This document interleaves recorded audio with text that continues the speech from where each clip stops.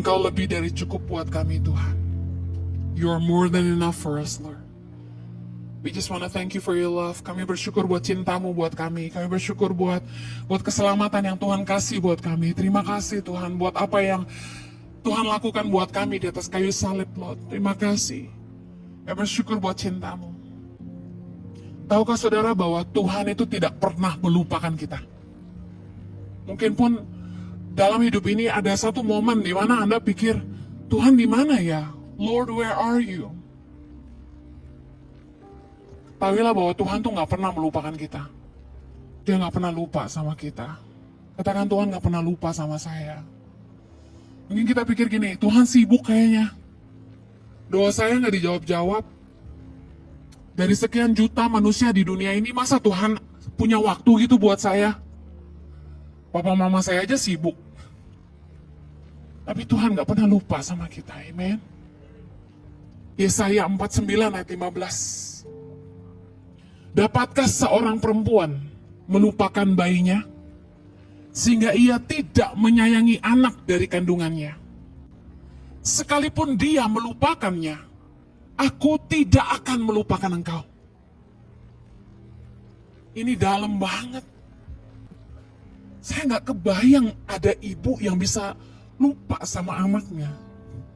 Lupa bahwa dia pernah mengandung anak itu. Saya dengar beberapa anak-anak itu, mamanya tinggalkan mereka, dan mamanya nggak peduli sama mereka, dan mamanya nggak cari mereka, lupain mereka gitu aja. Saya sayang banget sama anak saya, terlalu sayang bahkan. Saya nggak kebayang ada seorang mama yang bisa lupa sama anaknya. Tapi dahsyatnya Tuhan bilang sama kita dalam Yesaya 49:15 ini, sekalipun dia lupa sama bayinya, aku, kata Tuhan, sekali-kali itu gak pernah melupakan kamu. Saya tahu apa itu ditinggalkan. Saya tahu apa itu dilupakan. Saya bisa bilang ini dari dalam hati saya. Pertama kali Tuhan jamah saya, justru ayat ini yang Tuhan kasih, Mazmur 27 ayat 10. Sekalipun ayahku dan ibuku meninggalkan aku, namun Tuhan menyambut aku. Mungkin orang tuamu gak peduli sama kamu. Mungkin pasanganmu bahkan, rasanya dia gak sayang sama kamu. Tapi saya mau katakan malam hari ini pesan Tuhan, bahwa Tuhan tuh gak pernah lupa sama kita.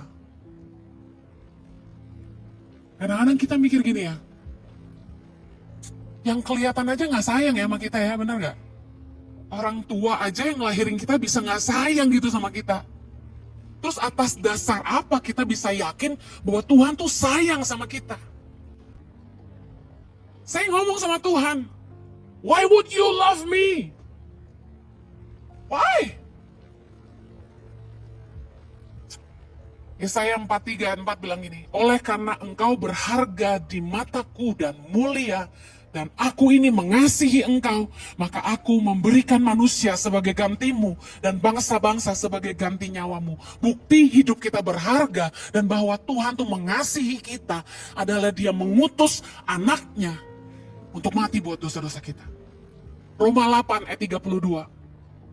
Ia yang tidak menyayangkan anaknya sendiri, tetapi yang menyerahkannya bagi kita semua. Bagaimanakah mungkin Ia tidak mengaruniakan segala sesuatu kepada kita bersama-sama dengan Dia? Saya baca ayat ini, saya renungin. Wow, kalau anaknya saja Dia kasih buat kita, betapa berharganya manusia bagi Allah. Dalam perjalanan hidup kita, kendati pun kita tahu Tuhan sayang sama kita, saya percaya bahwa ada dalam perjalanan rohani kita bersama dengan Tuhan, in our walk with God, kita gak setia tuh sama Tuhan.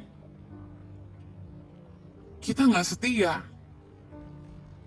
Kita lupa sama Tuhan. Mungkin karena kesibukan kita sudah gak lagi cari Tuhan. Bahkan mungkin doa pun udah biasa aja. Dan bahkan karena mengandalkan pengalaman dan kepintaran kita, kadang-kadang kita juga sudah nggak bertanya Tuhan. 2 Timotius 2 ayat 13 bilang gini, jika kita tidak setia, dia tetap setia karena dia tidak dapat menyangkal dirinya. Pernah nggak gini, kita sebel sama pasangan kita, tapi kita nggak bisa berhenti mencintai dia gitu. Saya bisa kebayang, Tuhan tuh kayak gitu loh sama kita. Tuhan sebenarnya kesel liatin kita. Nggak taat, bikin dosa terus. Sibuk, kalau nggak susah nggak cari Tuhan. Kalau nggak butuh lupa Tuhan. Sombong, keras kepala. Tapi dikatakan firman Tuhan, dia tidak dapat menyangkal dirinya. Artinya gini, Tuhan sebenarnya kesal sama kita karena semua dosa dan pelanggaran kita, karena kebebalan kita. Tapi yang bikin dia nggak bisa menyangkali dirinya adalah karena dia setia. Dia cinta sama kita. He love you. Bahkan gini, setelah semua yang kita buat, setelah semua kegagalan, dosa, pelanggaran, ketidaktaatan, Tuhan itu gini, saking setianya, dia nggak pernah ingkar janji sama kita. Saya kalau cerita sejujur-jujurnya sama saudara tentang apa yang saya lakukan sama Tuhan, mungkin Anda akan bilang gini, keterlaluan, kenapa orang itu tetap dipakai Tuhan? Saya itu kurang ajar gitu sama Tuhan. Tapi saya heran, kenapa Tuhan tuh terus ampuni saya? Anda pernah muda bukan? Bandel bukan? Saya ini bandel banget gitu sama Tuhan. Tapi kenapa Tuhan tuh masih cari saya dan gak pernah tinggalin saya? Satu kali dalam perjalanan saya sama Tuhan, saya pernah tinggalkan Tuhan sama sekali. Saya gak ke gereja lagi, saya gak pelayanan, saya udah gak Tuhan-Tuhanan. Niscaya Tuhan itu tetap menjamah saya. Di rumah, saya lagi bersih-bersih kamar saya. Saya iseng-iseng setel lagu pujian. Tiba-tiba Tuhan jamah saya.